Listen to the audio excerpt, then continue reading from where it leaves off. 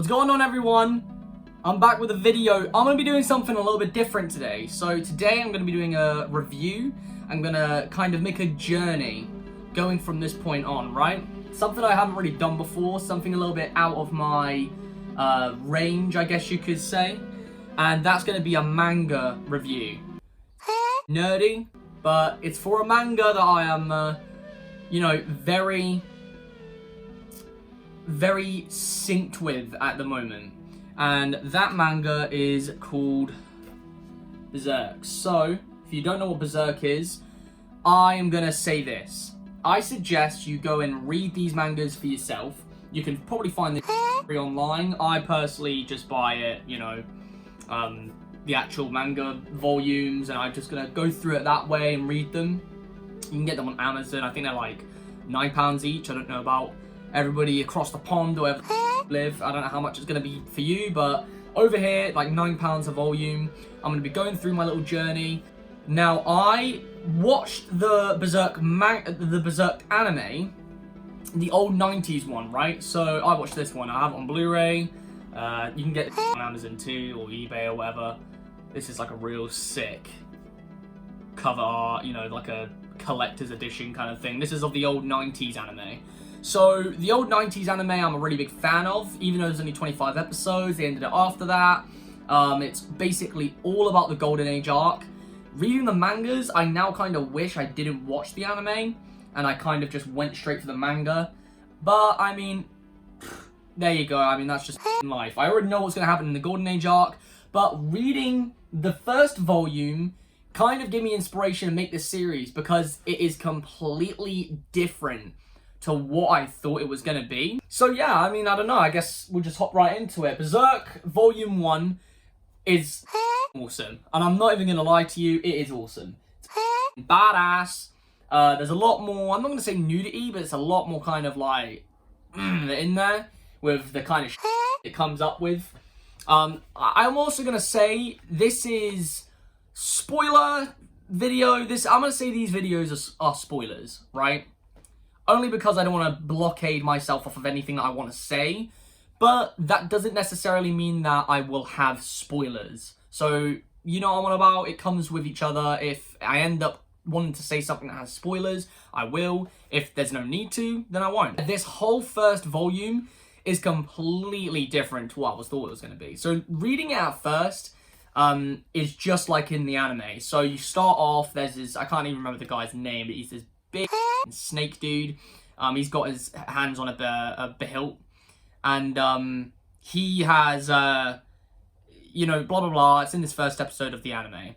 It does do this in the manga. It kind of pushes it to be a bit longer, but I was like, right, I guess they kind of skipped over a lot of it for the first episode, obviously just to get to where the show really starts. And it just keeps going and going. It's staying, within this era now. It's staying within the future. But there's like a new character called Puck. Never heard of this motherfucker. Like, he's basically an elf. Like, he's basically a fairy, but, he is an elf, really. Guts saves him in a bar. He's, I assume it's a guy, by the way. Puck might be a female. I'm actually not really sure. But I don't really think he has a gender overall. But I'm just going to say it's a he, just because it. But Puck's this new elf, and he's following Guts around because Guts kind of saves his ass. And he's the complete opposite of Guts. We don't have this in the show. This is what a really solid point for why I love this manga so far. And this is only the first volume.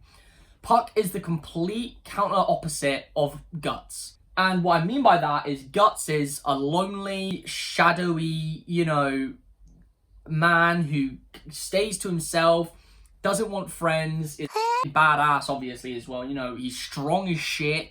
He's kind of mean. He's actually really, really mean in the manga to a lot of people for no reason. Obviously, there is reasoning. I'm not going to really get into it, but if you've seen it later down the line, there is reasons for why he's like this. But yeah, he's a really basically just show. Puck, on the other hand, is tiny, not strong at all, can't really do anything, has heart of gold, is so sweet, is always, isn't afraid of Guts, if that makes sense. So yeah, Guts kind of bullies him and is saying, oh yeah, you're just a bug, I'll squash you, all of this, and it kind of makes him cry, but he's not scared of Guts. Like, there's times where he'll just bite his hand, like, for no reason. Well, obviously not for no reason, he's off. And he'll bite him, he'll, you know, try and hit him, he'll do all these little things. And Guts doesn't do anything about it. So it kind of tells you realistically how Guts feels about Puck, not going out of his way to squash him and not to do this. You know, he's almost just trying to push these friends away. Like I said, for obvious reasons. This definitely does deal a lot more, especially with this part here, where he ends up getting a hitchhike, a ride from these, a priest and his daughter in like a wagon, because he's trying to walk away from these ghosts, these demons that are following him. He tries to explain the situation, they say still get on, and he has this attitude of, fine, well, that's their fault. If they die, basically, they were the ones who kind of let me on. Kind of just really expresses who Guts is, how powerful. It's kind of basically just set up to see what's going on with his mark, what's going on with him as a person, and also how Puck is as a character. Then at the very, very end, we get a brand new villain, I guess. I've never seen... He's not in the anime or anything like that. If he's in the new anime, I haven't seen the new anime because I've heard it's a pile of shit, so I've just kind of stayed away from that. He's this big fat guy, and he's another guy with a big hilt. And I can't find his name. I'm just trying to find his name in it. This is him here. Not that, I don't know if this gets banned on YouTube or whatever, because of the imagery. But he's another guy. Guts is trying to go and take him out. I'm assuming anyway. And he's basically given him the mark. He's, you know, as he cuts off this woman's head, he presses the... Guts takes it, presses the mark, you know, lets him know. And he instantly knows as well. He knows right away what's going on. He knows what the drill is. It's almost just a setup for the story, for Guts as a character, for Puck as a character, and kind of the setting. There's not really much story to be told just within this one issue. Obviously, we finish off with the hilt at the very, very end. Which, you know, I don't know if you got a good shot of that. But, you know, that's pretty badass. And this, realistically, now is where we're going to get setups for the story. I assume, anyway, you know, reading the second one. But I think there's not really much else to say. I'm going to leave it at that.